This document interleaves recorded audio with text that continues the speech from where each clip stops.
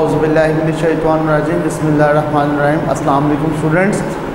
आज 9th class की physics में हम लास्ट टॉपिक डिस्कस करने जा रहे हैं जो कि है फ्रिक्शन। What is friction? आप लोग देखते हैं क्रिकेट में बॉल है, जब कोई भी प्लेयर उसको हिट करता है तो अगर तो वो ज़मीन के साथ साथ बॉल जाती है, रनिंग करती है, तो कुछ टाइम के बाद बाज़ औक़ात ऐसा होता है कि बाउंड्री के बिल्कुल पास या थोड़ा सा डिस्टेंस कवर करने के बाद बॉल क्या हो जाती है, स्टॉप हो जाती है। ऐसा क्यों होता है कि जो बॉल है और जो ग्राउंड होती है उन दोनों के दरमियान एक फ़ोर्स मौजूद होती है जो कि क्या करती है, बॉल को थोड़ी सी मूवमेंट के बाद स्टॉप करवा देती है। उस फोर्स को जो कि बॉल और फर्श के दरमियान या ग्राउंड के दरमियान होती है, उस फोर्स को नाम दिया जाता है friction. A force that opposes the motion of an object is known as friction. अब जो फ्रिक्शन होती है इसके बहुत से एडवांटेज होते हैं, बहुत से डिसएडवांटेज होते हैं जो कि हम लेक्चर के लास्ट पे डिस्कस करेंगे। वैसे आपको पहले एक आधा बता दूं कि अगर एक सरफेस है, एक सड़क है, वहाँ पे गाड़ियाँ चल रही हैं, अगर तो उस सड़क के ऊपर कोई कीचड़ हो, किसी किस्म का ऑयल वगैरह गिरा हो, तो बाज़ औक़ात ऐसा होता है कि गाड़ी या बाइक वगैरह उस हिस्से से स्लिप हो जाती है। अब वो स्लिप क्यों होती है? क्योंकि वहाँ पे सड़क और जो गाड़ी के पहिए होते हैं उनके दरमियान जो फ्रिक्शन होती है, जो फोर्स होती है जो कि उसकी मोशन को स्टॉप करती है, वो फ्रिक्शन क्या हो जाती है, ख़त्म हो जाती है, जिसकी वजह से गाड़ियाँ वगैरह स्लिप हो जाती हैं। तो ऐसी फोर्स जो कि गाड़ियों को चलने में मदद देती है उसे हम नाम देते हैं friction. A force that opposes the motion of an object is known as friction. अब जो फ्रिक्शन होती है ये डिपेंड करती है फोर्स पे। Friction depends upon applying force. जितनी अप्लाइंग फोर्स ज़्यादा होगी फ्रिक्शन की वैल्यू भी उतनी आहिस्ता आहिस्ता बढ़ती जाएगी। बट एक वक्त ऐसा आता है जब फ्रिक्शन की वैल्यू फर्दर नहीं बढ़ती, यानी उस वक्त फ्रिक्शन की वैल्यू क्या हो जाती है, मैक्सिमम। तो हम कहते हैं the maximum value of friction is known as force of limiting friction. The maximum value of friction is known as force of limiting friction। यानी वो लिमिट जिसके बाद फ्रिक्शन एक्सटेंड नहीं करती, बढ़ती नहीं, उसे हम नाम देते हैं फोर्स ऑफ लिमिटिंग फ्रिक्शन। क्या नाम देते हैं? Force of limiting friction. और ये जो फोर्स ऑफ लिमिटिंग फ्रिक्शन होता है या होती है, इसको हम शो करते हैं एफ एस से।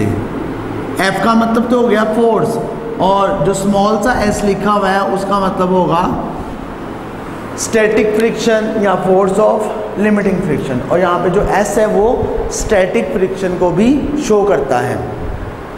अब याद रखें जो फोर्स ऑफ लिमिटिंग फ्रिक्शन है वो डिपेंड करती है normal reaction of the surface. Normal reaction of the surface. अब वो जो नॉर्मल रिएक्शन ऑफ सरफेस है उसे हम शो करते हैं जी कैपिटल आर से। Normal reaction of smooth surface और एनी सरफेस, उसको हम शो करते हैं कैपिटल आर से। किससे शो करते हैं? कैपिटल आर से। अब याद रखें the ratio between force of limiting friction and normal reaction of surface is equal to a constant, is equal to a constant. That constant is known as coefficient of limiting friction. That constant is known as coefficient of limiting friction. अब वो जो coefficient of limiting friction होता है उसको हम show करते हैं जी एक सिंबल से, जिसे हम कहते हैं माइक्रो या म्यू। माइक्रो या म्यू। अब वो जो कांस्टेंट होता है कोफिशिएंट ऑफ लिमिटिंग फ्रिक्शन, इसको हम शो करते हैं माइक्रो से और इसे हम आम जुबान में म्यू बी कहते हैं। माइक्रो आप लोगों ने लेसन नंबर 1 पे भी पढ़ा होगा, ठीक है, जिसमें हम लोगों ने पढ़े थे प्रीफिक्सेस। अब प्रीफिक्सेस में एक प्रीफिक्स होता है जिसे हम कहते हैं माइक्रो, और वो होता है 10 की पावर -6 के इक्वल, ठीक है। अब यहाँ पे जो माइक्रो का सिंबल है that shows coefficient of limiting friction. तो अब इन तीनों चीज़ों को लेके अगर हम लोग एक रिलेशनशिप लिखते हैं इन तीनों चीज़ों में, तो वो बनता है जी coefficient of limiting friction micro is equal to Fs divided by capital R, यानी coefficient of limiting friction is equal to the ratio of force of limiting friction and normal reaction of surface. Micro is equal to Fs divided by R। अगर हम लोग इसमें से Fs की value निकालना चाहें तो Fs will be equal to micro multiplied by R। और ये भी याद रखें जो नॉर्मल रिएक्शन ऑफ सरफेस होता है that is equal to the weight of object. जितना वेट ज़्यादा होगा उतना उसका नॉर्मल रिएक्शन भी ज़्यादा होता जाएगा। R is equal to W and W is equal to mg।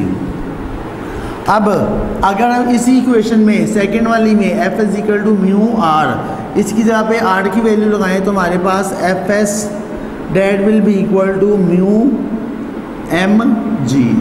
तो ये फोर्स ऑफ लिमिटिंग फ्रिक्शन का फार्मूला हो सकता है। अब लेक्चर के शुरू में मैंने बताया था कि जो फोर्स होती है फोर्स ऑफ फ्रिक्शन जो कि ऑब्जेक्ट्स की मोशन को स्टॉप करती है, रोक देती है, उसके कुछ एडवांटेज होते हैं और कुछ डिसएडवांटेज होते हैं। पहले हम डिस्कस कर लेते हैं इसके कुछ डिसएडवांटेज। अब इसका डिसएडवांटेज क्या होता है, अगर कोई ऑब्जेक्ट मूव कर रहा है, डिसएडवांटेज में पहले नंबर पे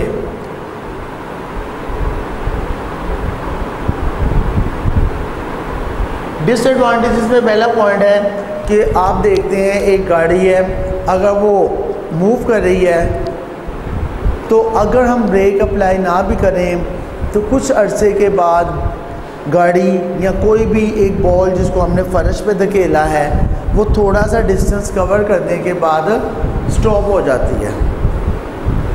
और ये भी याद रखें अगर वो फर्श गीला हो तो फिर या वहाँ पे जो फर्श है वो ज़्यादा स्मूथ हो, ज़्यादा स्लिपरी हो, तो फिर क्या होगा, वही वाला बॉल पहले के मुकाबले में ज़्यादा डिस्टेंस कवर करेगा क्योंकि वहाँ पे फ्रिक्शन कम हो जाएगी। तो फ्रिक्शन का पहला नुकसान ये होता है कि ये क्या करती है, फ्रिक्शन किसी भी मूविंग ऑब्जेक्ट की जो स्पीड होती है उसको रिड्यूस कर देती है, reduces the speed of moving objects. ये मूविंग ऑब्जेक्ट्स की स्पीड को कम कर देती है पहले के मुकाबले में। ये पहला इसका डिसएडवांटेज होता है। फिर नंबर 2 पे जब मुख्तलिफ मशीनों के दरमियान फ्रिक्शन मौजूद होती है, मशीन्स के पार्ट्स के दरमियान फ्रिक्शन मौजूद होती है, तो आप लोगों ने देखा होगा मुख्तलिफ जो मशीन्स होती हैं जब वो वर्किंग करती हैं तो वो हीट अप हो जाती हैं, यानी उनमें क्या होता है, लॉस ऑफ एनर्जी होता है, लॉस ऑफ एनर्जी होता है। जब भी मुख्तलिफ मूविंग पार्ट्स के दरमियान फ्रिक्शन मौजूद होगी तो उसकी वजह से एनर्जी का लॉस होगा, उसकी वजह से एनर्जी का लॉस होगा। फिर नंबर 3 पे जो डिसएडवांटेज है इसका वो ये है कि जो मशीन्स होती हैं जब उनके मूविंग पार्ट्स कंटिन्यूसली वर्क करते हैं तो उनके अंदर टूट फूट का अमल हो जाता है। They wear and tear the moving parts of machines. Friction की वजह से मशीन के जो मूविंग पार्ट्स होते हैं वो टूट फूट का शिकार हो जाते हैं, टूट जाते हैं, उनके अंदर मुख्तलिफ किस्म की दरारें आ जाती हैं जिसकी वजह से मशीन्स ख़राब हो जाती हैं। अब अगर हम इसके एडवांटेजेस की बात करें तो इसके मुख्तलिफ एडवांटेजेस भी हैं। फ्रिक्शन का सबसे बड़ा एडवांटेज क्या है? नंबर 1 पे बता दूं, सबसे बड़ा एडवांटेज फ्रिक्शन का, moving on earth is possible due to friction. हम ज़मीन पे मूव करते हैं किसकी वजह से? फ्रिक्शन की वजह से। अगर फ्रिक्शन मौजूद ना हो, अगर फर्श गीला हो, स्लिपरी हो, तो हम लोग क्या करते हैं, वहाँ से स्लिप हो जाते हैं ऐसा। उसकी वजह क्या होती है? क्योंकि वहाँ पे फ्रिक्शन मौजूद नहीं होती। अक्सर आप लोगों ने देखा होगा, अगर आपने ऐसे शूज़ इस्तेमाल किए हों जो कि बिल्कुल नीचे से प्लेन हों, तो उनके स्लिप होने के चांसेस ज़्यादा होते हैं, क्योंकि ऐसे शूज़ जो कि बिल्कुल प्लेन होंगे, जब हम उनसे मूव करेंगे तो वहाँ पे फ्रिक्शन कम होगी, एज़ कम्पेयर टू ऐसे शूज़ जो कि नीचे से डिज़ाइनिंग में होंगे, जिनका जो सोल होगा वो डिज़ाइनिंग वाला होगा, उनके साथ मूवमेंट करना ईजी होता है as compare to flat shoes, क्योंकि वहाँ पे फ्रिक्शन ज़्यादा हो जाती है। और जब फ्लैट शूज़ होंगे उससे फ्रिक्शन रिड्यूस हो जाएगी। सबसे बड़ा एडवांटेज होता है फ्रिक्शन का, moving on earth is possible due to friction. फिर फ्रिक्शन का दूसरा फ़ायदा है जी, जो राइटिंग होती है डैट इज़ पॉसिबल। हम लोग देखते हैं कि अगर कागज़ की सरफेस रफ होती है और हम उसके ऊपर पेंसिल से या पेन से बड़ी आसानी से लिख सकते हैं, लेकिन अगर हम उसी पेंसिल से लिखें किसी मिरर के ऊपर, शीशे के ऊपर, तो वहाँ पे लिखना मुश्किल होता है। क्यों मुश्किल होता है? क्योंकि वहाँ पे पेंसिल और जो मिरर होगा उसके दरमियान फ्रिक्शन की फोर्स नहीं होगी। तो नंबर 2 पे फ्रिक्शन का सबसे बड़ा एडवांटेज ये है कि फ्रिक्शन की वजह से हम कॉपी पे या कागज़ पे लिख सकते हैं। उसके बाद फ्रिक्शन का तीसरे नंबर पे जो एडवांटेज यहाँ पे डिस्कस किया जाएगा वो है जी flying of bird. Flying of birds, जितने भी परिंदे होते हैं जब वो हवा में उड़ते हैं तो वो हवा की फ्रिक्शन की वजह से फ्लाई करते हैं। अगर हवा में फ्रिक्शन मौजूद ना हो तो जो परिंदे हैं वो हवा में नहीं उड़ सकते। तो ये एक नेचुरल प्रोसेस होता है, एयर के अंदर फ्रिक्शन का मौजूद होना, जिसकी वजह से तमाम परिंदे हवा में उड़ते हैं। अब हम लोगों ने ये देखना है, अगर तो फ्रिक्शन के कुछ फ़ायदे हैं, कुछ नुकसानात हैं, तो अगर हम फ्रिक्शन को रिड्यूस करना चाहें तो फ्रिक्शन को रिड्यूस करने के क्या मेथड्स हो सकते हैं। फ्रिक्शन को रिड्यूस करने के लिए हम लोग मुख्तलिफ मेथड्स को इस्तेमाल कर सकते हैं, जो कि यहाँ पे मैं आप लोगों के साथ डिस्कस करने जा रहा हूँ। Methods to reduce friction. अब फ्रिक्शन को रिड्यूस कैसे किया जा सकता है?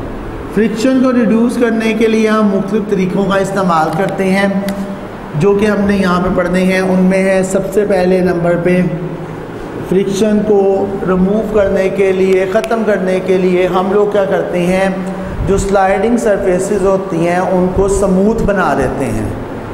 तो फ्रिक्शन को रिड्यूस करने का पहला method, by making sliding surfaces smooth. जितनी भी स्लाइडिंग सरफेसेस होती हैं उनको क्या बना दें, बिल्कुल स्मूथ कर दें, बिल्कुल प्लेन कर दें, तो जो फ्रिक्शन होगी वो कम से कम हो जाएगी। अगर रफ सरफेस होगी, जितनी सरफेस रफ होगी वहाँ पे फ्रिक्शन उतनी ज़्यादा होगी। ये है फ्रिक्शन को रिड्यूस करने का पहला मेथड। फिर नंबर 2 पे है जी, हम लोग क्या करें, जितने भी ऑब्जेक्ट्स होते हैं उनकी जो शेप है वो किस तरह की बना दें, स्ट्रीमलाइन शेप। अब स्ट्रीमलाइन शेप क्या होती है, आप लोगों ने देखा होगा, जो मछलियाँ होती हैं, फ़िश होती हैं, उसकी जो शेप होती है उसे हम नाम देते हैं स्ट्रीमलाइन शेप, जो कि कुछ इस फॉर्म में होती है कि वो आगे से नोकदार होती हैं, पीछे से भी नोकदार होती हैं किसी हद तक, तो उनकी जो मूवमेंट होती है वो बहुत आसान हो जाती है, उनकी जो मूवमेंट होती है बहुत आसान हो जाती है। अब दूसरा मेथड क्या है, making the sliding surfaces into streamline shape और फिश शेप। आप लोग देखते हैं जितने भी एरोप्लेन्स होते हैं या शिप्स होते हैं वो भी आगे से नोकदार होते हैं, दरमियान से थोड़े से हैवी हो जाते हैं, ब्रॉड हो जाते हैं और फिर एंड पे जाके दोबारा नोकदार होते हैं। तो जब वो एयर के अंदर फ्लाई करते हैं या समुंदर में तैरते हैं शिप्स, तो उनकी स्ट्रीमलाइन शेप की वजह से एयर ऑफ फ्रिक्शन और जो एयर फ्रिक्शन ऑफ वाटर होती है वो कम से कम हो जाती है और उनको मूवमेंट में आसानी होती है। फिर उसके बाद नंबर 3 पे क्या है जी, मेकिंग द स्लाइडिंग सरफेस या lubricating the sliding surface. Lubricate कर दें जितने भी मूविंग पार्ट्स हैं, जो स्लाइडिंग पार्ट्स हैं, स्लाइडिंग सरफेसेस हैं, उनको क्या कर दें, लुब्रिकेट कर दें by lubricating the sliding surfaces. आप लोग देखते हैं कि हम लोग मशीनों के अंदर या मुख्तलिफ़ किस्म के जो और आलात होते हैं उनमें इस्तेमाल करते हैं ऑयल का या ग्रीस का। अब उनको ऑयल या ग्रीस लगाया जाता है, क्यों लगाया जाता है, ताकि वो आसानी के साथ मूव करें और उन पार्ट्स के दरमियान जो फ्रिक्शन है वो कम से कम हो जाए या बिल्कुल ही ख़त्म हो जाए।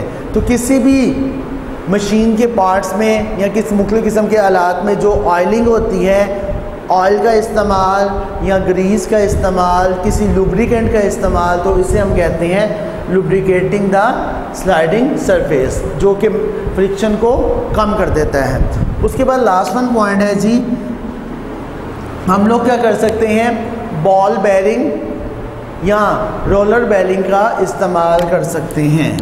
बॉल बेरिंग आप लोगों ने देखा होगा, मुख्तलिफ बिजली के आलात हैं उनमें बेरिंग इस्तेमाल होते हैं, यहाँ हम उन्हें कहते हैं रोलर बेरिंग। इसकी वजह से भी जब हम मुख्तलिफ मूविंग पार्ट्स के दरमियान बॉल बेरिंग या रोलर बेरिंग का इस्तेमाल करते हैं तो उससे भी फ्रिक्शन जो होती है वो मिनिमाइज हो जाती है या बिल्कुल ही ख़त्म हो सकती है। तो आज हमने लास्ट टॉपिक में ये देखा कि फ्रिक्शन के एडवांटेजेस और डिसएडवांटेजेस हमारे लाइफ में क्या हैं, और अगर हम फ्रिक्शन को रिड्यूस करना चाहें तो हम उसके लिए कौन से मेथड्स को इस्तेमाल कर सकते हैं। ये ऑब्जेक्टिव के लिए और शॉर्ट क्वेश्चंस के लिए एक इम्पॉर्टेंट टॉपिक है, ख़ास तौर पे इसके मेथड्स ऑफ रिड्यूसिंग फ्रिक्शन। तो आप लोगों ने इसको अच्छी तरह से याद करना है। थैंक यू, अस्सलाम वालेकुम।